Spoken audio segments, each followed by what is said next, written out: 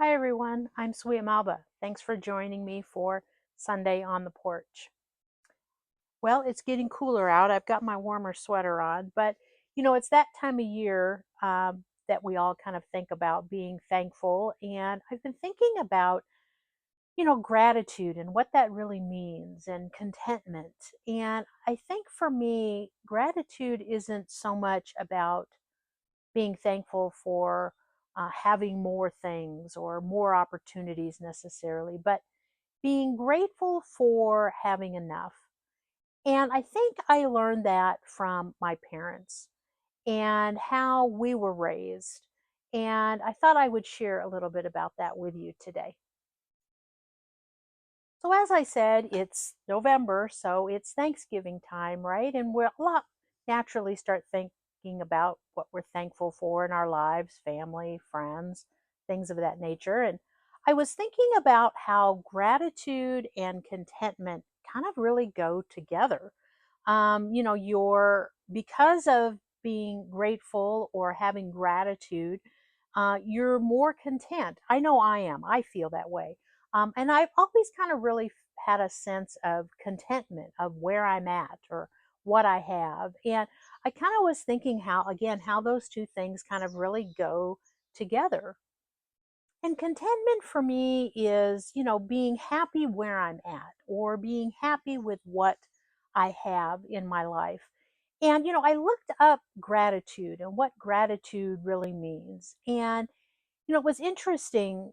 It was a reference to being grateful for things that have been freely given to you. And I started to think about that, not so much what I've necessarily earned or things I've done to be grateful for, but what have other people given me freely that I'm grateful for. And really, what was the primary thought for me was how I was raised, how my parents raised us, and the values and appreciations. And certainly, as a kid, you don't necessarily think about that, right? But as you get older and you reflect on that, I think it's really something that is a true foundation for me in how I have approached my life as an adult growing up and now later in life and looking back at that. That it was really the way that we were raised that built that natural sense of gratitude towards what they taught us, freely gave us, right? So I wanted to share a little bit about that. So growing up, our family, we didn't have a lot of money. My parents worked hard, but we didn't have a lot. But I never felt like we were missing out. I thought, we always had what we wanted, what we needed, more importantly, right? And it was how my parents addressed those things in life as we were growing up that I think, again, really gave me a foundation for some principles and feelings of gratitude and contentment that I now have in my life. My parents, they both worked. However, my mom, it was very periodic. My dad owned his own business, he was a flooring contractor, and it was just him. And he didn't make a lot of money, but he loved what he did. He was very good at what he did. And he did that for over 40 years. But again, he didn't make a lot of money doing that, but he loved doing it. And for my mom, she would work here and there. She worked in the cafeteria at school and elementary school for a little while. She's a wonderful cook, and I'll talk a little bit about that. But she loved helping out in the kitchen there, helping serve all the meals to us in elementary school. She did that for a short period of time, but she really enjoyed that. And then she was very crafty. So she would do periodic crafts and sell those. She had a small little macrame store in our garage. I don't know, I guess it's a store, but it was all stuff she loved. And again, neither one of those really made a lot of money. But again, we never felt like we were missing out. We always had plenty. And it really was just a very easy and I kind of accepting environment when it came to money and what we had. And money wasn't a subject that was hidden from me and my brother. It was always talked about. It was always made very clear to us what we could afford, what we couldn't afford, and how, as a family, we made decisions on what we were going to do. We never took elaborate vacations. All of our vacations were very low key, at home or camping primarily, and I'll share that in another video. But, again, the money component in what we had wasn't something that we weren't educated about, and how we made decisions, and that we were thankful for what we had, and again, that we weren't I never felt like I was missing out or anything of that nature growing up, not at all. But again, I know that my parents really didn't have a lot of money to do that, but again, we really learn to appreciate being together. And, my dad with his work, it was never a situation where he was gone working all the time. Family activities, being together, was always very important. And so he wasn't working all the time. He had his normal kind of, work hours. But it never was a focus on working more and more to get more money in order to buy more stuff. That was never a focus in the way we were raised or the way that my parents worked. And as I said, they enjoyed what they chose to do. My dad, again, you know, uh, 40 plus years laying floors, just him, and he loved that work. Now, there were rough days, right? But he loved that work. And my mom loved her crafts and things that she did. She made clothes and just different kinds of things. So, but they loved all of that, and they made some money doing that, but not a lot of money. But they enjoyed what they did. They earned what was sufficient and enough for our family. And I think that was really, again, a true foundation for a lot of how I view my life today. And with the holidays now, I was looking back and thinking about that too. As I mentioned, we never went on, big vacations. That just didn't happen. We couldn't afford to do that, right? But again, the holidays for us was just being together with family at our home. We never went anywhere for the holidays. We were always at home, and our family came and visited us. And so my grandparents on my mom's side, uh, they would come and visit. My aunt and uncle would come, and they'd bring their dogs. And my grandma and grandpa were divorced, and they had been divorced, long before I was born. But we had special arrangements for, one part of the family was at this time, another part was at that time. But our local family, we had some cousins that lived in the same community, they would come over. And it was all about just us being together. It wasn't, planning a big vacation to fly somewhere or go and visit some place. It was always at home. And I don't ever remember wishing we could go somewhere. I just really enjoyed when the family would come and I would get to see, my grandma and my grandpa. And I was very fortunate in that a lot of my growing up years, my great grandma was also there for all of our holidays. And I spent a lot of time with her. And I'll share more about her because she was very influential in my life. But, it was again all about being together at home and having fun. And it was, unbeknownst to me, really, it was what we could afford, but it was so meaningful. And it is so meaningful to me still today. But we would play games, Monopoly, right? And my grandpa would always try to get me to play cribbage, which I did not like. But my grandpa and my uncle would play. And my aunt and uncle would bring their dogs, and we'd love to see them. And when my grandma and my great grandma would come, they came the following day, either Thanksgiving or Christmas. I always loved to see what they'd be wearing because they loved to get dressed up. They were very much into fashion and jewelry. And, they would have layers of jewelry. And this is in the 70s, 80s, right? Early 80s. And I always look forward to what they would be wearing and looking at their jewelry and asking about this ring and that ring and this bracelet and all these necklaces. But they were quite the ensemble put together. So it was always fun when they came to hear stories about where did you get that piece, or how their outfits looked, and things like that. So, but we watched home movies, the Super 8s back then. We would set those up in the evening and we would watch those. And it was the storytelling that people shared, that, again, I always look forward to then, and I appreciate and am grateful for now, that I have all of those memories, and that it really does lend itself into my life now as well. And my mom, she loved to cook. She is a wonderful cook. And so the meals were, elaborate in the sense that there were multiple items, and she would do all the cooking. Although my aunt and uncle, they would usually stop and get all the snacks, whether that was Costco. I think Costco was just starting at that point. They would bring all these, kit cans of cookies and nuts and all kinds of stuff. So that was always fun. But again, it was just being together and sharing all of that. And again, I'm very grateful for that.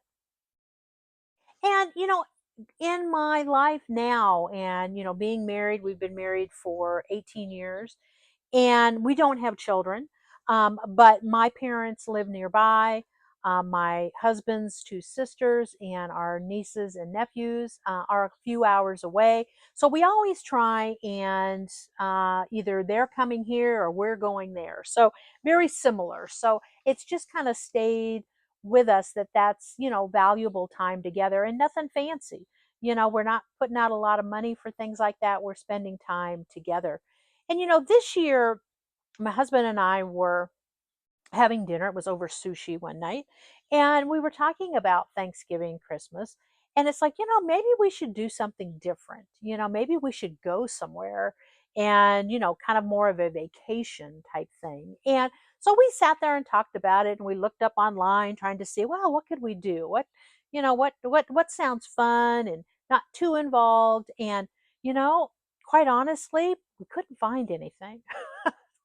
So, I think it came back to being grateful, and content with doing what we've always done, of being a family together. Nothing expensive, quiet time, having fun, playing games, getting updates on people's lives, what our nieces and nephews are up to, that they're now into their early 20s, mid 20s, and hearing what they're doing and how their new careers and education are going. And that's just great time together. And so that's what we're going to do again. We're not going on any trip. We certainly could, but nothing really sounded right. And to go to the effort. And I happened to say to my husband just the other day, watching all this on the news about all the cutbacks in the flights and the mess at the airports. And I said, I'm glad we didn't decide to go do something, go fly somewhere. I'm looking forward to not having to worry about all that. So, again, grateful for the simple, the easy part, the family time together, low key, just enjoying spending time with each other. So contentment, I mentioned I've kind of always just kind of been very content. I don't really feel like I'm missing out on things or that I don't have things. And to me, that's what contentment means for me, that I'm happy where I'm at with what I'm doing and what I have. And again, I think those two aspects, gratitude and contentment, really go together. They're a pair. It's when you recognize the things you're grateful for that have again been freely given to you. And in my case, as I've been sharing, what my parents really instilled in me, in the importance of, you know, when we have enough, you're content, you're happy. And I really really value that was something that they shared and taught me growing up, and that I continue to value today. One of the things I thought of too, again, feeling for me gratitude is, what do I have enough of, right? I'm fortunate in that I have enough of. Have you ever done that? It's an interesting thought process of thinking about what do you have enough of in your life? Rather than what a lot of us tend to do sometimes is, what don't I have? Why don't I have this? Or how can I get this?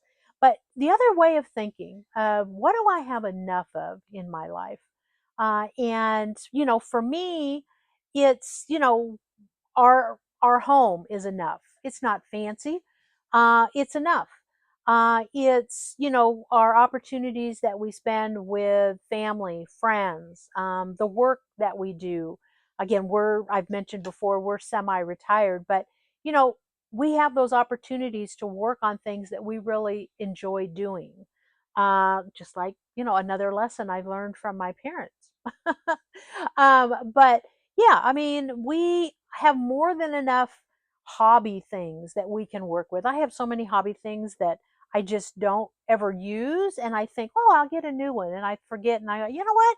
I probably have enough. I need to go look at the things I've bought in the past that, I've forgotten that I have. But again, really thinking about what do we have enough of in our life? And I think all of us would be surprised to find that we really are thankful and have gratitude for a lot of things that we have plenty of. And it made me think too, a lot of people talk about how social media that, for younger people and, even for adults, right?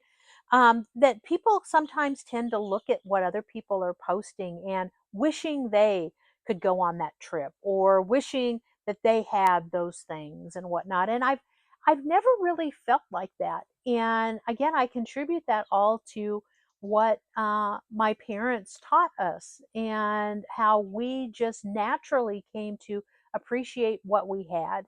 And certainly, as a kid, there were things that I wanted, right, for Christmas or, a friend got and whatnot. So at a young age, obviously, you don't necessarily make that connection. But I certainly do as I've been an adult and as I've gotten older that, that what an amazing thing to give to somebody, that appreciation for what you have, and the time you spend with others and how valuable that can be.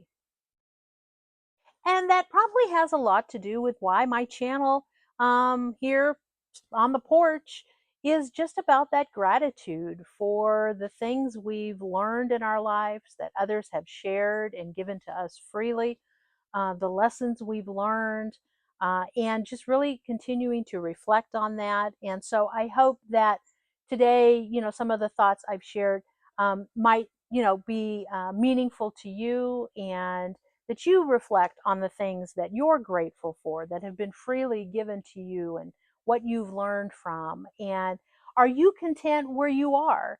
And if not, how can you be more in line with that thought? How can you find peace, less stress, in being content with what you have and where you are and the opportunities you have to be with others and continue to build lasting values and appreciation for time well spent?